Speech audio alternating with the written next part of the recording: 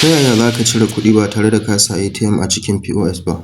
Akwai abin da aka ce ma contactless payment, ko kuma ka ce tap and pay, ko kuma ka ce wave to pay. Da farko dai ba kowane ATM ne yake yi ba, kuma ba kowane POS ne yake yi ba. Sai in dai ATM ɗinka yana da alaman contactless payment symbol. Shi ma POS ɗin gasan yana da shi, gashi nan wannan alaman. Gashi nan wannan alaman mai kaman wifi, gashi nan mai kaman wifi ga yanan.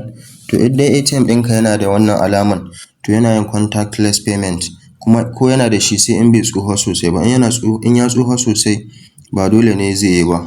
Shi ma POS ɗinka ga symbol ɗin kun gani, gashi. In dai POS ɗinka yana da wannan symbol ɗin, to shi aka ce ma contactless payment symbol. Za ka iya cire kuɗi ba tare da ka sa ATM a cikin POS ɗin ba. Ga yanda za ka yi, misali, za ka zo ka rubuta nawa kake so ka cire a jikin POS.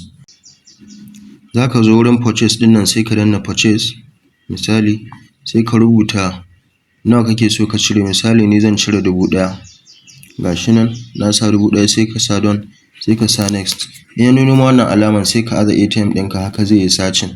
Ga nan da ya nuno ma wannan sai ka ɗauke, sai ka sa pin ɗinka misali.